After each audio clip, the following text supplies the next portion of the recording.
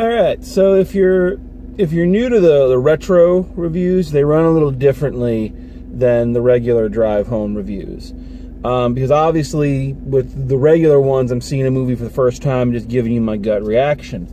Whereas the retro ones, it's usually a film I've seen before, and in many cases, multiple times. But what kind of separates these out, and kind of the thesis statement I use for doing a retro review, is to ask the question, why?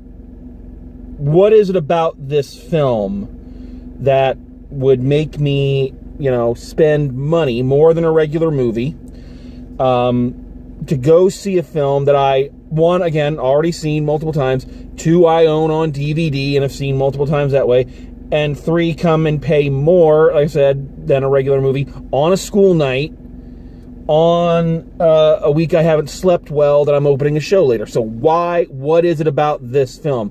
Why is this film something important, and why is it so well remembered? And I think in my case for this film, it's a little different than some of the other retro ones I've done. Because with the exception of the Transformers movie, all the other retro ones I've done, the film came out when I was a teenager. A very important time. Formative time in development. This one's different. This came out when I was a kid. Like, young. You know, pre-Transformers, I think, if I'm remembering the dates right. So that's important, because I think for me, what it is about this movie, I just got a weird look from the guy getting into the car next to me, wondering what the hell I'm doing. I get a lot of those, and not just when I'm doing these. Anyway, I think what it is about this movie is that it's a film that has actually gotten better as I've gotten older. I appreciate it on a much higher level than I did when I was a kid, and that rhymes. When I was a kid, I was obsessed with karate. All right, it was like a thing with me, and especially given kind of when I grew up, martial arts were everywhere. You know, it was a big thing in the late 80s, early 90s. So I was obsessed with karate. And I, you know, in typical stupid kid mindset, I actually thought I could learn karate by watching this movie. You know? By doing what Mr. Miyagi did, I actually thought I could learn it. Because for various reasons, you know, I wasn't allowed to take karate as a kid. My mom hates it when I say things like that, but, you know. So I actually thought I could learn it by watching all three of these movies. Luckily, I never actually attempted to put that theory into practice, because I probably would have gotten my ass kicked. But when I was a kid, it was all about the karate. That's what I was watching the movie for. And the story, the actual lessons that are being learned, did not register with me. As I have grown up, and as I have gone from, you know, a young man to now a middle-aged man, so I've gone from kind of little kid to the age Daniel was, and now, while I'm not that old, I'm now in more of a position of a Mr. Miyagi. I'm an instructor, I'm a teacher, I have students. So the movie, every time I see it, takes on different meaning. And that's the show, that's the sign of a really great movie. That's what separates decent movies or fun movies from the greats, and what it is about this movie that stands up and improves as you get older. So let's talk about some of these things. First of all, I really enjoy the character of Daniel. And it's kind of funny, like I was saying, you know, I've gone through transitions of age, you know, watching this movie, and it's funny how my opinion kind of changes each time I watch it there, Mortimer. Anyway, because when I was younger, he is, you your point of view characters. He's the one you identify with. And I did identify with him. I mean, not to the extent of this movie, clearly, but I was bullied as a kid. I was a male figure skater in Alaska, where hockey was the primary sport. You're telling me I wasn't bullied? And then I was a Star Trek fan in high school with a comm badge on my jacket. So yeah, I've been bullied. So as a kid, your point of view is, boy, that guy stood up to his bullies and made it. Mortimer, you're driving me nuts there, buddy. That guy could stand up to his bullies, and maybe I can too. Then as I was in kind of my late 20s, kind of early 30s, and I was watching, I was like, man, I can kind of understand why people would want to beat the shit out of this kid, because he's kind of a dick sometimes. And what I like about that, that's actually a point in this film's favor. Nowadays, because bullying is still a thing, obviously, but nowadays, whenever there's a movie or a play or a really bad musical written by somebody about bullying, the character who is being bullied is always portrayed as this perfect little angel sent from heaven that the evil bullies just kind of single out to take their frustrations out on. And while, again, coming from someone who has been bullied, that is how it feels, but nobody is perfect. And what I like about Daniel and Ralph Macchio's portrayal of him is that he's not perfect. He is kind of a smart mouth. He has that Jersey Italian ego and swagger. He doesn't think before he acts. He's very impulsive. For instance, so they make the challenge. They have the scene where Miyagi and he go to the Cobra Kai dojo, and they challenge, Johnny and all that. And, they make the deal that the Cobra Kais can't touch Daniel until the tournament. So now any other person would see this as a reprieve from being beaten up. Daniel, in almost the very next scene, rubs their noses in it. I mean, and so that's, and you're just like, dude, just fucking, don't poke the bear any more than you already have. But no, he fucking just gets right down in it. And that's a great thing about the character, because it's showing that he's not perfect, and he's got a little bit of a swagger. And what the movie does very well, and again, something I didn't realize as a kid, but something I see now, is that it definitely shows his growth as a person. And that's very important. We're gonna come back to that here in a second when we're talking about the other really important character in this movie. Daniel actually, through the experiences of training, becomes better, becomes a better person. And if you even want to talk about these, I mean, that continues on into the sequels. He's still got a bit of a hot head, and he still, has his flaws, but on the whole, he becomes a better person. And so that brings us to the second thing. And let's face it, folks, the best thing about this movie.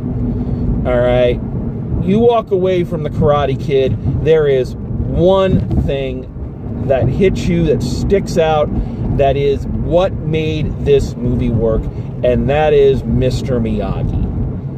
Pat Morita makes this movie. And it's funny, I was just watching an interview with him, obviously, one that was recorded years ago, because he's passed on, sadly. And he was saying that, when it was going on, the producer didn't want to hire him because he was a comedian. And it's one of those roles that you watch it now and you're like, nobody could have played this part other than Pat Morita, because it is such an iconic role, and it is almost a perfect role. We all dream. I think all kids, because our popular culture is peppered with this archetype. We all dream of that wise mentor, that person who is going to come kind of out of the shadows and teach us in a language we can understand, everything we need to know about life. It's different from a parent character, because a parent character, though a lot of these characters do become kind of surrogate fathers to their various protagonists, because a parent character still has the responsibility of being a parent, and also has the, you know, the downside of being a parent, you know, having to make rules and having to punish the kid when they break them and all that. So a mentor is someone who has all of the wisdom of a parent, but none of what a child would see as the downside, as the discipline or anything like that. And again, these films are littered with them. You know, you can name them: Yoda, Dumbledore, Master Splinter. You know, going some of my ones, Hudson, Cup. You know, characters like that. And every now and then, Facebook, one of the retro sites or whatever, will post this thing of who, you know, you could learn from one person, and it's usually Yoda, Dumbledore, Miyagi, Doc Brown from Back to the Future for some reason, Doctor Who, you know, and who would you learn from? And the answer for me is always Miyagi, because Miyagi is actually teaching you stuff that you could actually use in your entire life, and not just for the battle at hand, which can't be said for a lot of those other characters. And again, that's the thing that I really picked up on as I've gotten older watching this film. And again, when I was a kid, it was all about the karate, and I missed the point of the movie. And that is that Miyagi is not teaching him karate. He's teaching him, again, to defend himself. He's not teaching him how to go out there and beat somebody up. That's why the first things he teaches him, you know, with the famous wax on, wax off, and paint the fence, and paint the house, and sand the floor, is how to block and how to defend himself. And balance when he's on the rowboat. It's all about how to keep yourself alive, keep yourself safe, look for your opening, and then bam. You know, you notice, and it's not just because Pat Morita, you know, is, you know, was an older guy and had never taken karate in his life, you know, but all the fights that Miyagi have, they're very simple. He's not doing all these Jackie Chan moves. They're very basic, very simple, because again, that's the kind of karate he has. It's look for the opening, block, and hit when it comes. You know, it's wisdom, and that's what he's teaching him. And that's, you know, that's what the whole story is about. And it shows off in that scene right before he goes out for the final fight, you know, where he, you know, his legs hurt and everything. And Daniel kind of says, I don't want to go back, because at first he wants to just learn karate for revenge. And here he says, it's not about that. It's that I can't have balance if these guys know they got the best of me, if they know they took me out by cheating. You know, I need to go out there and either, you know, stand up to them and get knocked down, or stand. You know, and it shows that he's learned not just the martial arts lessons, but he's learned the life lessons that Miyagi has been trying to impart to him. You know, I think about this film, and I think about the remake that was done not too long ago with Jackie Chan. Not a bad film. And you know, but there are a lot of things in it that I think, like a lot of remakes, that miss the point. And I remember one critic did a comparison between these two films, and a lot of the comparisons he made in favor of the remake, I think, fly in the face of the point this film is trying to make.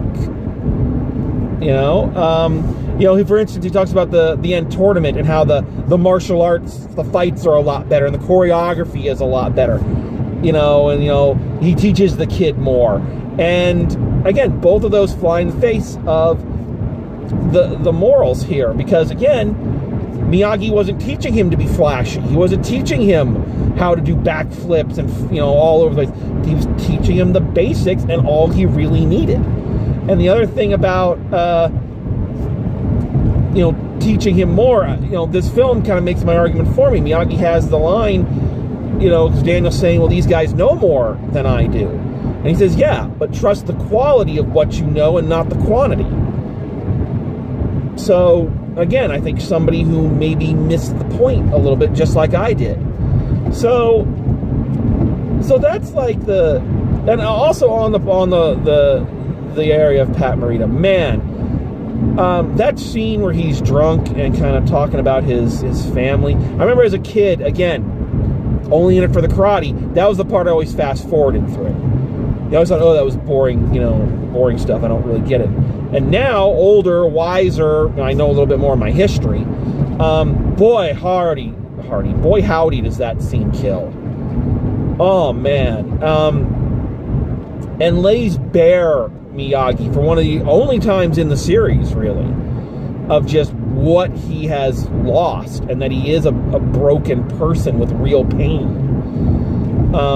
Because up until that point, he's portrayed as the wise, perfect, solid, backstop. And to see him crumple like that, which you don't get to see in a lot of movies. The mentor very rarely crumples and fails, or, relays a personal pain like that in such a personal way. It's not this big, long monologue. It's him being drunk and just kind of rambling. So he has no censor. He has no defense. And boy, howdy, like, I watch that scene now, I get teary-eyed. So those are the deeper things. Those are the, the things that have kind of evolved with me as I've watched this film throughout, my life. But let's for a second, let's talk about just the sheer kick-ass or kick-facedness of this fucking movie. Because this movie just kicks all of the ass. All of the ass. And all the face. The highlight of any Karate Kid movie is when Mr. Miyagi kicks ass. Okay? And there's only like one scene of it in each movie. But boy, it is what all of it builds to. You just want to see Mr. Miyagi beat the shit out of some people. And it's awesome when he does it. Every fucking time. The music is just amazing. The incidental music, the background music is really, really great. And I never realized until recently just how much, the music contributes to those final moments. From the minute Mr. Miyagi claps his hand together to heal Daniel's leg, and it does that boom, and that the building of the music to that big crescendo, da-da-da, da-da-da, while Daniel's there in the crane position and looking terrified, and then that kick, boom, and the music just hits, and it's like, shit, yeah! Just funny, because again, these fights are not as choreographed or not as brutal as, say, a Rocky movie. But you get that same, fuck yeah! Kind of thing, because the music is selling it so hard along with the performances. And the 80s know how to make a power anthem, baby. The 80s make the best workout music. You're the best. That montage at the karate tournament, that's one of my two favorite scenes in the film. Is just that you're the best around, and watching him go through the tournament and all that. I love that scene so much. My actual favorite scene of the film is what Ralph Macchio calls the payoff scene. So after Daniel's done all of the, the wax on, wax off and all that, and he's mad because he doesn't feel like he's learned anything, and Mr. Miyagi's like, show me, wax on, wax off. Yeah! Yeah! Yeah! And he's blocking it and just seeing all the stuff he's learned. And the look on, Ralph Macchio's face is just, fuck, and it's that, Ralph Macchio does a lot of really great facial acting in this, and I didn't realize that until recently. He's very good in this overall, but the stuff he does just with his reactions is amazing. Because, like, in that scene, it's this mixture of, shit, he's punching me, and shit, I'm blocking it. So he's conveying a lot without saying anything. The same thing in the tournament scene, where he's like in the ring with these guys and he's watching them. You can tell he's scared shitless, but he sees it and he's like, boom, and he's like, okay. And what's funny is, again, showing his growth as a character, is that after each win, he's not like, mocking them or anything. He's like, okay, I got this, Villains, Karate Kid, all three films, I gotta say, have had great villains. I don't think they get the Karate Kid villains get as much love as other 80s villains, but I put them up there like with the Rocky villains, almost, or antagonists, whatever you want to call them. Johnny Lawrence, I remember as a kid, that was one of the only characters that had not one of my names, but two of my names. And so, I don't know, I always liked, I mean, you were supposed to hate him, but I always liked Johnny Lawrence, and he does a lot of really great acting in this.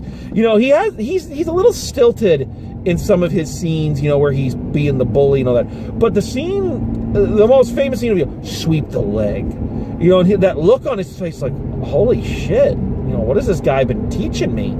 You know, is right there. If there's anything I kind of have a problem with the Cobra Kai series, is that it kind of flies in the face of that character development that's done very briefly, but very importantly, of Johnny kind of realizing, you know, what he's doing, you know, and kind of what kind of person he's become. Elizabeth Shue also doesn't get enough love for her role in this film. She is a really great character in this. And again, scenes that I zipped past when I was a kid.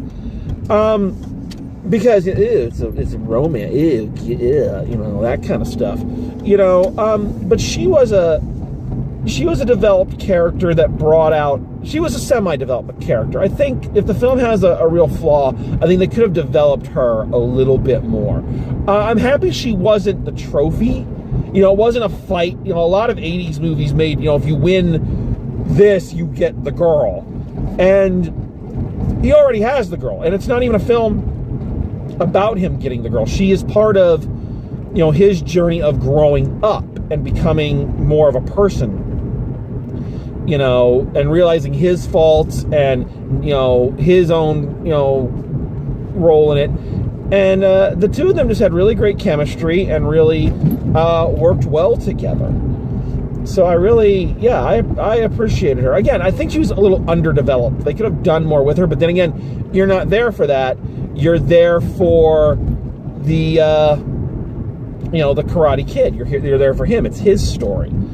You know, I think if they maybe kept it a little closer to that when they tried doing that next Karate Kid with Hilary Swank, it might have gone over a little bit better. Might. Yeah, and of course, you know, Kreese, you know, the sensei of Cobra Kai. Oh man, he's one of the great 80s villains. Just, you know, such a psychopath. And that's kind of one thing that gets a little weaker. It gets weaker and then better as you get older, because when you're a kid, you just hate the guy because you know you're supposed to hate the guy. And then when you're adult, you know, I'm older, you know, 20s, 30s, I'm watching going, man, this guy's a fucking psychopath. Who would, you know, trust their kid with this guy? You know, and now I'm older, and it's like, yeah, he's a great villain. He's such a fucking psychopath. You know, like the two thought processes kind of merge together. Yeah. So it's funny when you look at this, and for younger fans, you really do see the Mr. Miyagi influence on just so many of the wise mentor figures that have come after him. You know, you see, of course, you know, Master Splinter, but probably the best one is Iroh from Avatar: The Last Airbender. He is definitely a Mr. Miyagi. You know, I bet if Pat Morita hadn't passed away, they probably would have tried to got him to do the voice instead of Mako. But then again, it's, you know, Mako. But, you know, Mako is Uncle Iroh. Because I mean, they really have, you know, wise mentors, and, you know, hot-headed students, always using proverbs, a tragedy in their past. You know, it's so interesting. So yeah. You can say a lot of bad about the 80s. You know, fashion if nothing else. But you can say a lot bad about the 80s and the movies that came out of it. But there's something that the 80s did probably better than any decade. Actually, there's a lot they did. Music, you know, but let's narrow our focus here. And that is, they knew how to make a film that just made you go, yeah, that just was a feel-good movie, and a feel-good movie that you felt was earned. It wasn't just schlock throwing you. You know, this one and, you know, Rocky, too. I mean, these films are very similar. Are films that you are with the main character, and you are there for their journey. You know, and when they come out the other end, either as the winner or winning in the way that they wanted to win, whichever way it is, you, the audience member, leave feeling like you can accomplish anything. You know, you feel lifted up. And this film really does that. You know, him standing up to the people who have harassed him, and you know, like even Mr. Miyagi said, even if he didn't win, you know, just standing up and showing them I can is sometimes all you need. And you know, what more can you say? It's a fabulous movie. It's a movie that, again, gets better as I've aged. It's not one of these films kind of like Transformers, which I loved as a kid and look at as an adult and love it for, you know, everything it gave me. But, you know, honestly, it's a Transformers movie.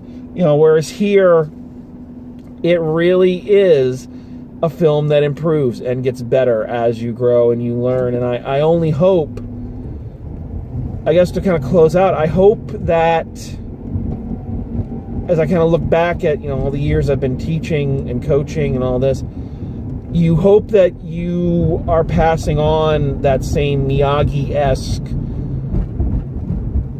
level of knowledge to your students. You hope that you're not just teaching them about theater and about acting, but you're giving them lessons that maybe they can use in life and maybe make their life better. You know, that's, you know, you hope that that's the goal. Be the kind of person that Mr. Miyagi and Uncle Iroh want you to be.